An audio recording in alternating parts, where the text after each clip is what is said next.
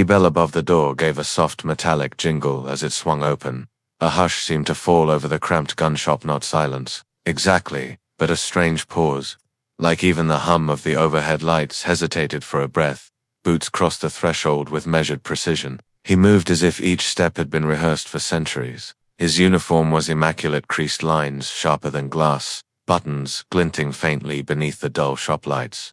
The tomb guard entered like time itself had walked into the room. At the counter, a cluster of men in worn hunting jackets turned at the sound. Their voices, loud and careless a moment ago, dipped to curious murmurs. Then one of them snorted. "Well, I'll be," he said, leaning on the glass display. A toy soldier wandered off the parade ground. The others chuckled. The guard didn't blink. His chin remained perfectly level, gaze locked forward. He neither acknowledged nor avoided them. He simply existed, unyielding like carved stone placed there by unseen hands. "Hey," another voice called out. A tall man with a red cap crooked over his brow stepped closer, grinning. "Don't you get bored standing all day? Must be nice, doing nothing while real men work for a living." A ripple of laughter rose from the group. The guard's face stayed untouched by even the shadow of emotion. His hands clasped neatly behind his back, shoulders squared with inhuman stillness. Every breath was shallow, invisible. The red-capped man circled him now, like a restless dog testing a fence.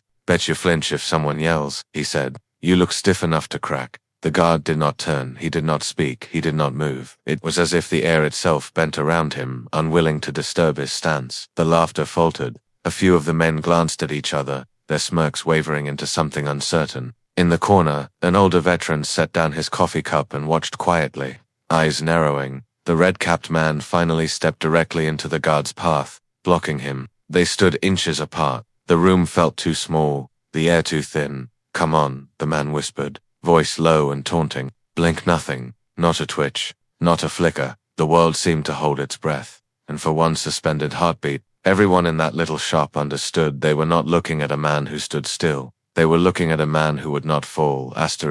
He had not always been made of stone. Once, there had been laughter in him, loud, reckless laughter that rolled out of him in desert winds and mess hall chatter. Before the silence, before the weight of watchfulness, he had been just another young soldier with dust in his teeth and fire in his chest. His name had passed over roll calls in war zones, shouted across dunes, scribbled on the backs of photos sent from home.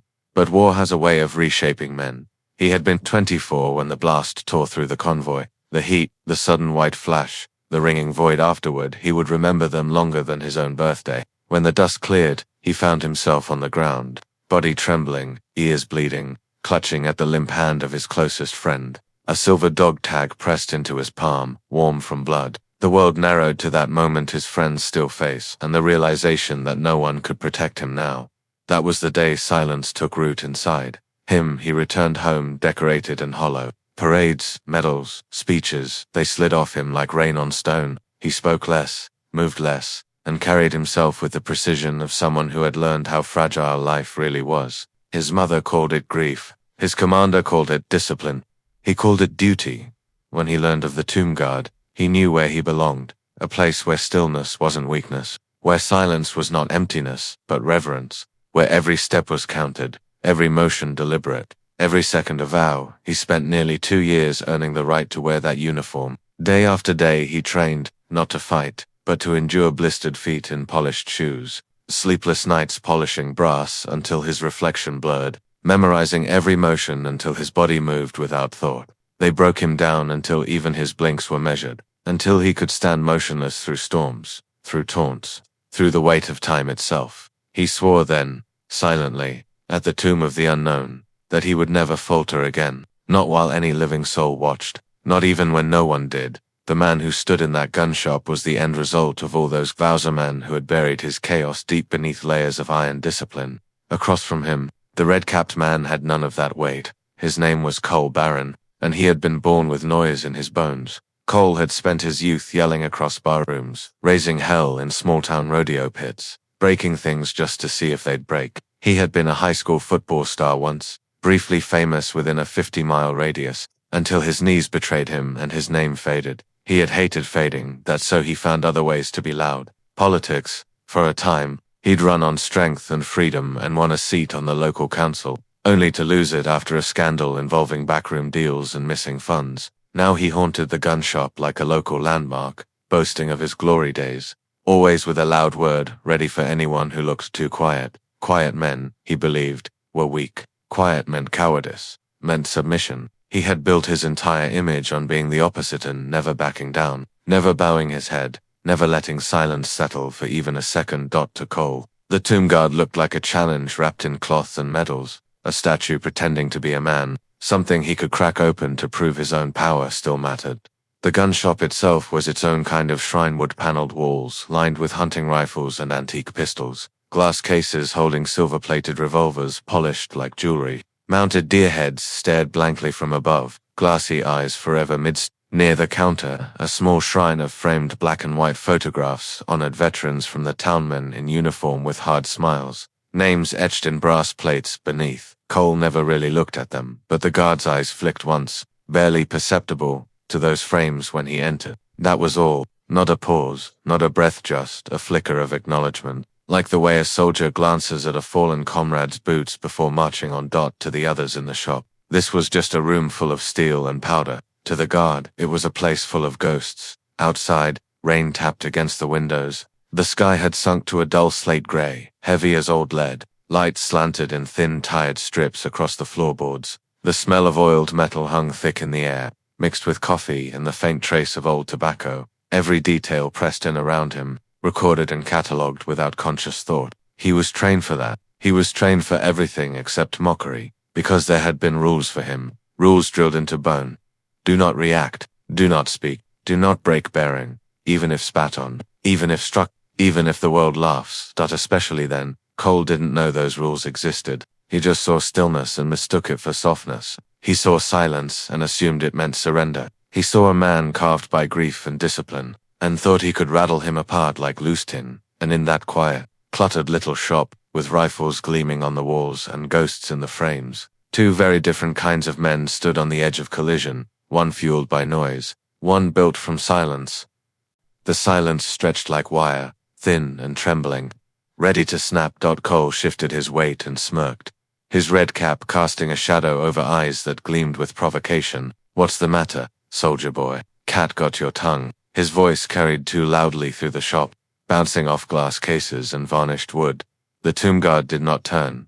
Cole clicked his tongue, then gave a slow, exaggerated salute. Permission to breathe, sir, he said, his hand wobbling mockingly. The men behind him chuckled, some looking at one another like boys watching a prank about to go too far. The guard's jaw remained locked. He stared forward, spine aligned with invisible plumb lines. The polished soles of his shoes did not creak against the wooden floor. He might as well have been a statue if statues could burn with quiet intensity.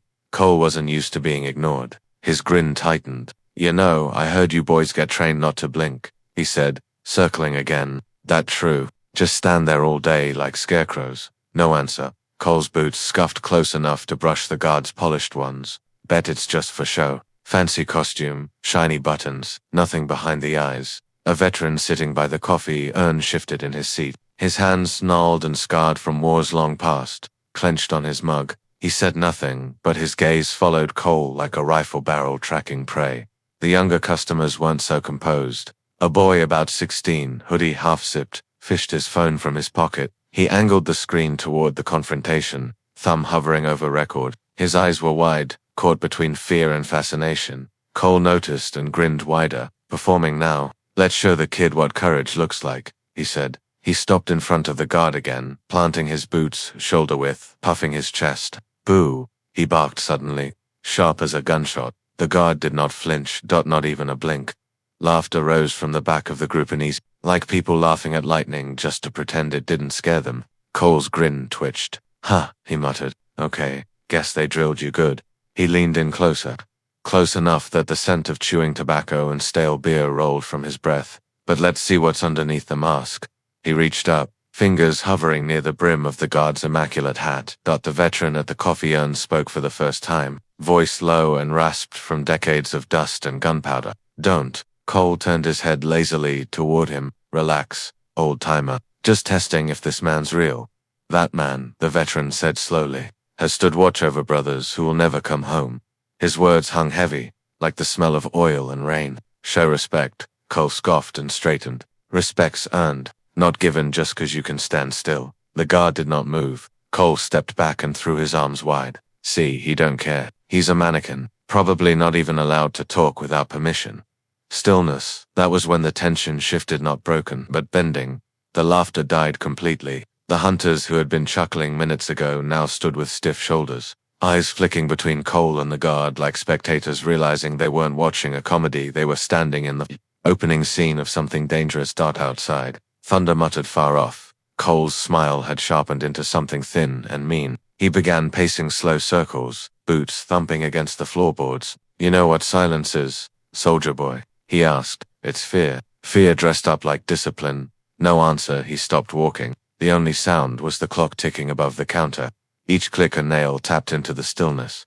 Cole spat on the floorboards between them. The wet slap echoed in the quiet. Thought so, he said. The guard's eyes shifted for the first time, not his head, not even his neck, just his eyes. They flicked down once to the spot where the spit landed, then returned to level, a movement so small it could have been imagined, but it felt like the temperature in the room dropped. The boy's phone lowered slightly. The veteran leaned forward in his chair. One of the hunters cleared his throat and muttered, "Maybe let it go, Cole." Cole rounded on him. "Let it go. He's just standing there like he's better than all of us. He's not doing anything." Another said, "Quieter. That's the point." Cole barked, voice cracking the air. "He thinks he's untouchable." He spun back to the guard. The smirk was gone now, replaced by something raw, something that had been waiting years for an outlet. His voice dropped to a low growl. "You think silence makes you strong? I've broken men louder than you." The guard did not blink. He did not speak. He simply stood, as if rooted to the earth's spine. Cole stepped closer until their boots nearly touched. He leaned in, nose almost brushing the guard's cheek. "Say something," he hissed. "Prove you're alive." The guard's breathing remained invisible. His stillness was so complete it began to feel supernatural, like he had dissolved into the air and left only discipline behind. A whisper rippled through the crowd, a mother clutching her young son's shoulder, an old man muttering "unbelievable" under his breath. The boy's phone shook in his hand as it recorded, red light blinking steadily. Cole's hands flexed at his sides. He had built his entire life on being the loudest in the room, the man who could talk, bluff, or brawl his way through anything. And yet here he was, roaring into silence and losing because the silence wasn't bending, it was swallowing him. The veteran spoke again, softer now. "He's not ignoring you," he said. "He's guarding something you'll never understand." Cole's jaw tightened. "Yeah, let's see how well he guards when someone pushes back." The words floated in the stillness like a spark drifting toward dry tinder. The guard did not react. Cole took another step, his chest brushing the guard's medals. The soft clink of metal on metal rang out like a bell. No one in the shop breathed. Cole grinned without humor. "I'll make you blink," he whispered. The boy's phone caught every word. The air was coiled now, like the shop itself was holding its breath. Every pair of eyes locked on the two men, one trembling with rage, one carved from quiet, and beneath it all, the unspoken understanding crackled in the air. This wasn't just a man and a soldier anymore. This was noise challenging silence, and silence, impossibly, was winning. Cole's voice was barely more than a growl now, low and vibrating, like the rumble before a storm. "You think you're made of stone," he whispered, so close their foreheads nearly touched. "But I'll show them what's underneath." The tomb guard did not blink. Cole's grin stretched thin, almost breaking. He had shouted. He had spat. He had mocked and circled and pressed his face so near he could feel the faint chill radiating from the guard's stillness, yet he had received nothing in return. No anger, no fear, not even contempt. It was not resistance. It was something colder. It was indifference in yielding, ancient, immovable. Something in Cole cracked. With a sudden sharp motion, he shoved the guard's shoulder, the sound of it a dull thump of flesh on rigid muscle and polished wool echoed through the gun shop like a gunshot. Every head snapped toward them. The mother gasped aloud. The boy's phone trembled in his hands, recording every frame. Even the veteran, who had seen war carve men into silence, jolted upright, his chair scraping the floor. The guard rocked back by no more than an inch. His boots stayed rooted, his posture realigned instantly, as if pulled back into perfection by invisible strings. Cole stepped back half a stride, his breath coming faster now. "There," he said, louder. "See, he's just a man." The guard's head turned. It was so small, so slow, that it felt like the world itself had to move to allow it. His chin pivoted fraction by fraction until his eyes locked directly onto Cole's. The shift was microscopic, but the impact was seismic. The entire shop froze. Cole's smirk faltered. The air between them seemed to compress, dense and electric, like the charged stillness before lightning hits. The guard took one step forward. It was a quiet, perfect step, heel down, roll through, toe locked, the kind of step that had marched behind coffins draped in flags, that had paced before eternal flames in the black cold of midnight without a single falter. Cole instinctively stepped back. The guard advanced one more step, exact and deliberate, closing the space between them until they stood chest to chest. His presence filled the air like iron. And then he spoke. For words, quiet, precise, razor-sharp. You are in my way. His voice wasn't loud. It didn't need to be. It was the sound of granite speaking. The sound of centuries wrapped in discipline. A pin could have dropped on the wooden floor and thundered like a bomb. Cole blinked. He actually blinked. Fast. Startled. His breath stuttered. What? The guard's voice cut across him, calm as a blade drawn from velvet. Step aside. It wasn't a request. It wasn't even a command. It was something deeper, a simple statement of how the world would now proceed. Cole's mouth opened. No sound came out. The boy's phone caught it all. The way Cole's bravado crumbled like paper in fire. The way his shoulders sagged a fraction. The way his eyes flicked to the crowd and found no support. Only wide stares and held breaths. The veteran rose slowly to his feet. His old joints cracked. He raised his hand to his brow in a clean, trembling salute. The shop went silent, completely. Even the hum of the fluorescent lights seemed to vanish. Cole's lips twitched. For a heartbeat, pride and fear wrestled in his expression. Pride lost. He stepped aside. It was small, just a shuffle of boots on old wooden planks, but it felt like the ground itself acknowledged the guard's claim. The guard didn't nod, didn't even glance at him. He simply returned his gaze forward and took another flawless step, then another, gliding past Cole as if the man had never existed. The tension didn't break. It shattered. People exhaled as though they had been underwater. Shoulders sagged, hands unclenched. The boy lowered his phone, screen shaking, his mouth parted in stunned awe. Cole stood frozen, eyes wide, jaw slack, watching the guard's back recede with mechanical grace. His face had gone pale, as if he'd glimpsed something he couldn't name and desperately wished he hadn't. The guard stopped 3 paces beyond him. He pivoted on his heel with crisp perfection and returned to stillness. His posture locked, eyes forward once more, as though nothing had happened. The veteran's voice, soft as dry leaves, slipped through the silence. That's how men stand when the world must not fall. Cole swallowed hard, throat clicking in the quiet. His fingers twitched at his sides. His chest rose and fell, each breath jagged.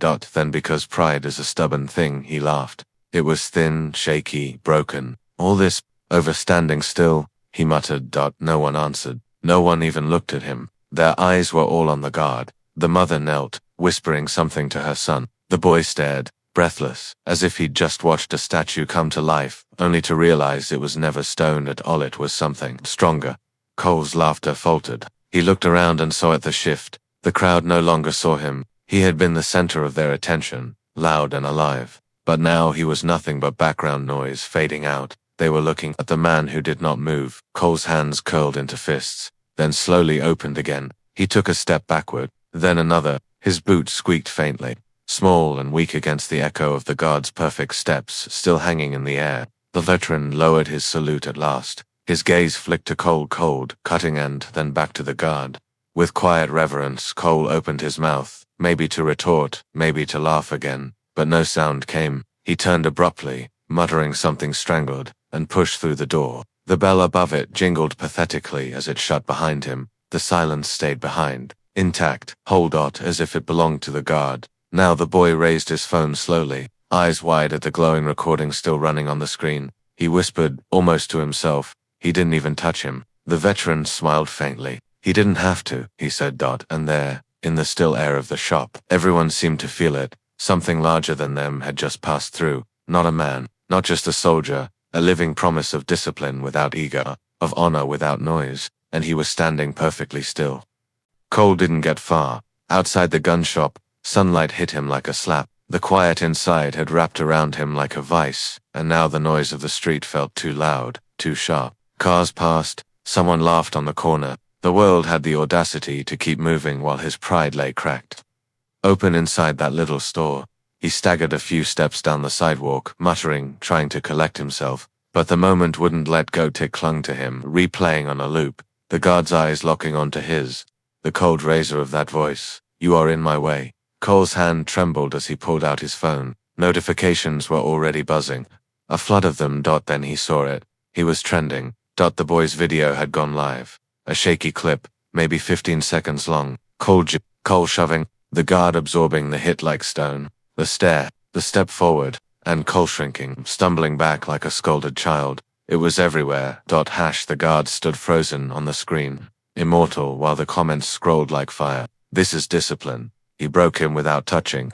Him stone beats noise. Cole's stomach dropped inside the shop. The door swung open again.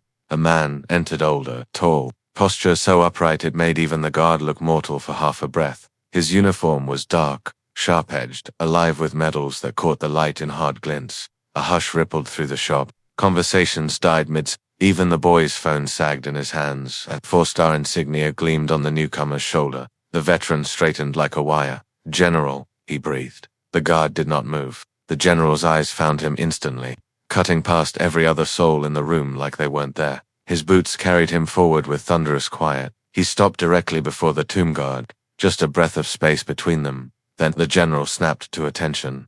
The crack of his heels striking together echoed like a rifle report. His salute rose crisp, perfect, sharp enough to cut the air. Gasps swept the room like wind through dry grass. The guard did not flinch, did not acknowledge, did not even blink. He stood locked in that eternal stillness. The general held his salute for a long moment. Then he lowered it slowly, eyes never leaving the guard's face. When he spoke, it was barely above a whisper, yet it carried through the shop like a rolling drum. Carry on, and just like that, the hierarchy of the world reordered itself. Every man in the shop felt an unspoken verdict hanging in the air. This is what honor looks like. This is what power answers to. The general turned on his heel with machine precision, his cape of silence trailing him, and strode out the door without another word. The bell above it dared not jingle.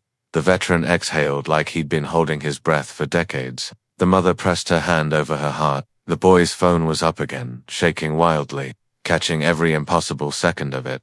Outside, Cole stood frozen on the curb, pale as bone. He had seen it through the glass, the general saluting, the very man he'd tried to break. The boy burst out of the door a moment later, laughing in disbelief. Phone clutched high. It's at 2 million views, he shouted. 2 million. Cole's breath hitched. His phone buzzed again. His name was in the comments, now marked, dragged, ridiculed. That's the guy who tried to break him. He felt suddenly hollow, weightless, like the world had just passed judgment and found him painfully small. Inside, the guard remained motionless, posture etched in granite, as if the entire scene had meant nothing, as if humiliation and praise alike were simply wind against a mountain. Cole's feet moved on their own, carrying him backward down the sidewalk, farther, until the shop shrank from view. He didn't run, he just retreated like noise always does. Once silence decides to speak, and in the quiet left behind, the boy whispered the word everyone was thinking. Eyes locked on the guard's still silhouette framed in the doorway. Unbreakable. The gun shop was quiet again. The hunting men were gonna hold away by base security, still shouting excuses that faded into silence down the street. The tomb guard stood where he had been from the beginning, spine aligned, boots together, chin high. But something was different now. The air carried the weight of what had just unfolded. General Hereford, stars gleaming on his shoulder, stood a few paces away, not moving either. The scowl he had worn when he first entered was gone. In its place was something far heavier, respect. He stepped forward, slowly, and came to attention in front of the guard. Then without a word he raised his hand in a perfect salute, a sharp, crisp motion that cut through the room like a blade. The tomb guard did not break stance. He did not return the salute. He simply held his post, eyes ahead. It wasn't disrespect, it was duty. The general's voice was low when it came. I lost my brother in Kandahar, he said. He was buried at Arlington. I saw men like you stand watch over him. His throat tightened on the last word. He blinked hard. The guard didn't move, but in his chest, something shifted. He saw, in the corner of his eye, a small boy who had been clutching his father's pant leg during the chaos. The boy stepped out now, looking up at him. You're a hero, the boy whispered, barely audible. The guard's jaw locked. He did not respond. He could not. When the general turned to leave, he paused at the door and faced the shop owner. This man is not to be mocked, he said firmly. He stands for the dead. And for every one of us still breathing, the shop owner nodded silently, his face pale as the door closed behind the general. The guard allowed himself one small movement. His left hand slid into his pocket and touched the worn metal of a dog tag his friend's, the one he had carried every day since that night in the desert. The edge pressed into his palm, grounding him, not in grief. In purpose he exhaled once, steady, then he placed the tag back in his pocket, returned his hand to its post, and stood as still as the marble soldiers carved outside Arlington itself. The world outside the shop carried on. Inside, silence reigned, the kind of silence born from awe, from understanding. The kind of silence a tomb guard carries everywhere he goes. The shop lights glowed dim against the evening dark, casting long shadows across the floor where chaos had erupted just an hour earlier. Now only the quiet remained, thick, unbroken, almost sacred. The tomb guard stood alone, not as a victor, not as someone who had won, but as what he had always been, a silent sentinel. Outside, the hum of traffic picked up again, the world resuming its steady, careless rhythm. People would forget this moment, or at least they would try, but the footage wouldn't let them. Phones had caught everything, the mocking, the silence, the salute. By the time night fully fell, the video would sweep through every corner of the internet. And somewhere, far from the noise, another guard on duty at Arlington would not know or care that the world was talking about them. He would simply walk his 21 steps, turn, pause for 21 seconds, and walk again through heat, through rain, through time itself. Because that is the point. Tradition does not ask for applause. Honor does not demand recognition. It simply endures. The bell over the gun shop door gave a soft chime as the guard finally stepped out. He didn't glance at the closed sign, or at the cameras hidden in car windows, or at the faces peeking from behind blinds. He just walked, boots striking pavement in slow, measured rhythm, fading into the darkness. No cheers, no words, just stillness. And in that stillness, something louder than any shout was left behind, a reminder that strength isn't noise. It isn't rage or pride or spectacle. Strength is standing your post when no one thanks you. Strength is being unmoved when the world pushes. Strength is honoring the fallen even when the living have forgotten.